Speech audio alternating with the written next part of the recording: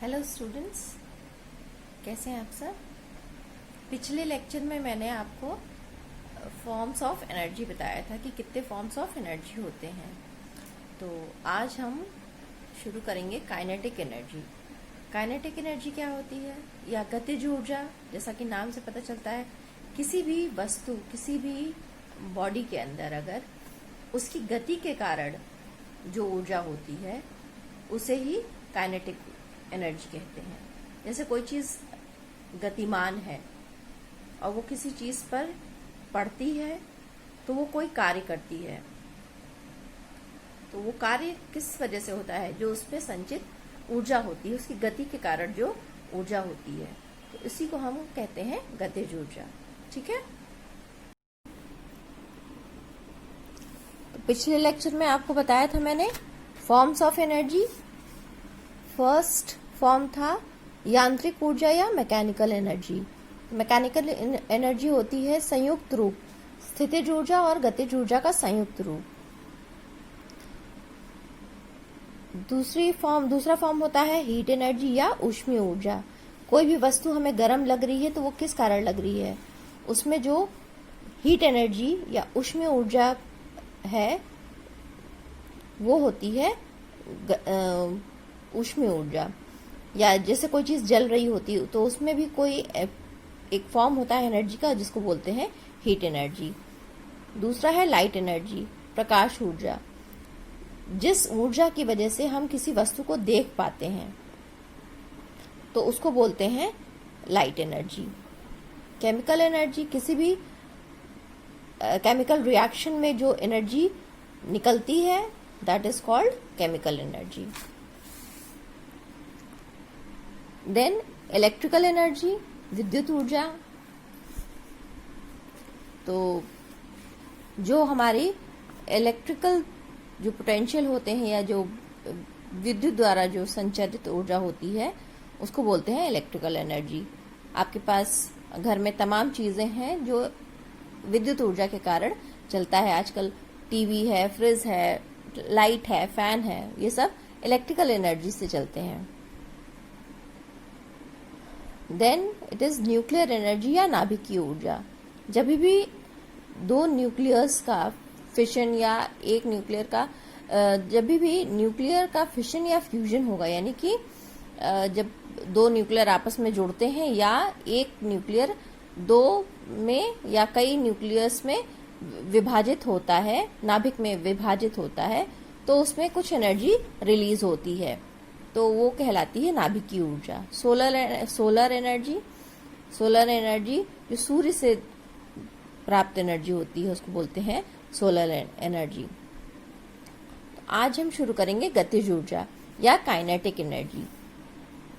तो गतिज ऊर्जा क्या होती है? The capacity of the body to do work by virtue of its motion is called kinetic energy. या किसी गतिशील वस्तु में उसकी गति के कारण कार्य करने की जो क्षमता होती है वह उस वस्तु की गतिज ऊर्जा कहलाती है। जैसे कील पर पड़ने वाली गतिशील हथौड़ा जब आप मूव करते हैं, जब आप चलाते हैं, तब जाके कील गड़ती है। सिर्फ आप हथौड़ा उस पर रख देंगे तो कील नहीं गड़ेगी। जब तक आप हथौड़े में गति या मोशन नहीं होगा तब तक उस पर कोई भी काम नहीं होगा। तो कील पर पड़ने वाले गतिशील हथौड़े में कील को गाड़ने की क्षमता होती है, तो वो उसका कार्य हो जाता है। तो वो किस कारण है? हथौड़ा चलाने या उसकी गति के कारण। तो इसमें हम गतिज ऊर्जा का उपयोग होता है। तो गतिज ऊर्जा या kinetic energy is measured in the terms of work done by a moving body. किसी वस्तु द्वारा जो गतिशील वस्तु है उसके द्वारा जो किया गया कार्य है उस फॉर्म में मेजर किया जाता है। जब वो रुकती है, कोई चीज गतिशील है, तो फिर वो अपने रुकने से पहले जो उसमें जो ऊर्जा होती है, that is called kinetic energy या गतिज ऊर्जा। तो गतिज ऊर्जा का भी मात्रक या यूनिट इज जूल। अब हम इसको फॉर्मूला प्रूफ करेंगे। मान लीजिए कोई चीज गतिशील है, तो आपने लॉ ऑफ मोशन में पढ़ा हुआ है तीन इक्वेशंस पढ़े हैं आपने, उसमें से एक है v square is equals to u square plus 2as, जहाँ की v फाइनल आपका वेलोसिटी है, अंतिम वेग, u आपकी इनिशियल वेलोसिटी या प्रारंभिक वेग, a आपका एक्सेलरेशन या त्वरण, और s है आपका डिस्प्लेसमेंट या डिस्टेंस कवर्ड। ठीक,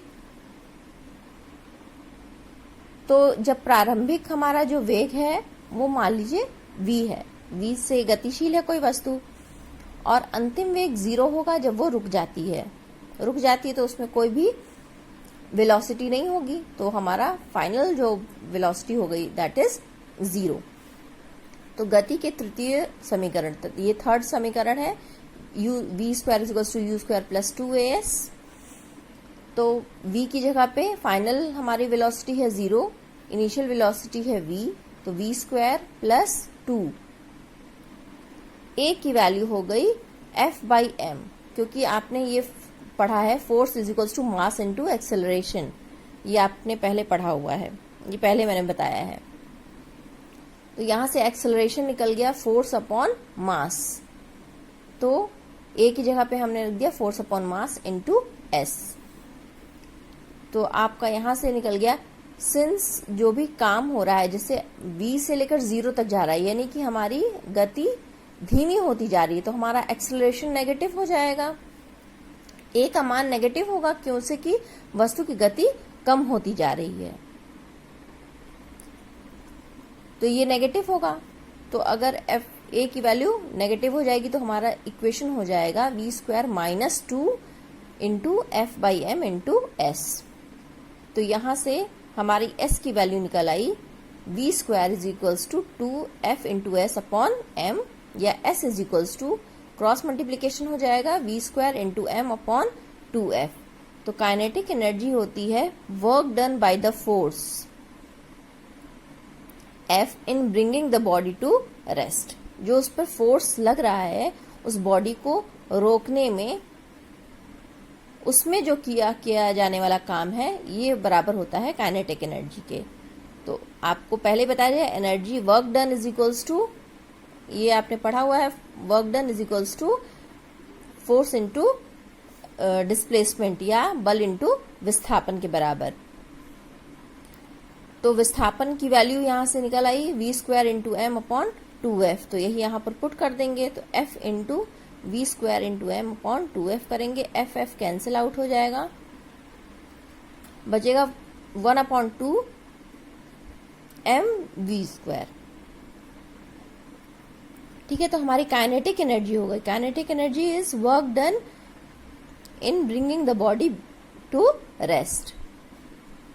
तो काइनेटिक एनर्जी, ये वर्क डन काइनेटिक एनर्जी के बराबर है, तो काइनेटिक एनर्जी हो गई half m into v square. ये काइनेटिक एनर्जी का फॉर्मूला हो गया। गतिशील वस्तु की गतिज ऊर्जा उसके द्रव्यमान m एवं वेग पर निर्भर करती है। आप देख रहे हैं kinetic energy is equals to half mv square है, यानी कि ये उस बॉडी के मास पर डिपेंड करता है और उसमें जो गति है या वेलोसिटी है उस पर डिपेंड करता है। तो काइनेटिक एनर्जी इसके मास के प्रोपोर्शनल है, kinetic energy is proportional to its mass and kinetic energy is also proportional to the square of the velocity. ठीक, 1/2 तो कांस्टेंट है, ये चेंज हो नहीं सकता है, m और v चेंज होंगे, तो m बढ़ेगा तो इसका मतलब है कि काइनेटिक एनर्जी भी बढ़ेगी। प्रोपोर्शनल का मतलब है एक चीज बढ़े तो उसके रिस्पेक्ट में दूसरी भी चीज बढ़ रही हो, तो उसको हम कहते हैं प्रोपोर्शनल, डायरेक्टली प्रोपोर्शनल। और v बढ़ेगा यानी कि वेलोसिटी बढ़ेगा तो भी हमारी काइनेटिक एनर्जी बढ़ेगी। v का प्रभाव या ज्यादा होगा क्योंकि v स्क्वायर है, हम अगर v को ट्वाइस बढ़ाते हैं तो हमारी काइनेटिक एनर्जी 4 टाइम्स हो जाए बढ़ेगी, और मास को अगर ट्वाइस बढ़ाते हैं तो काइनेटिक एनर्जी हमारी ट्वाइस ही बढ़ेगी। Isn't it? तो kinetic energy of a body is directly proportional to the mass of the body and directly proportional to the square of the velocity of the body.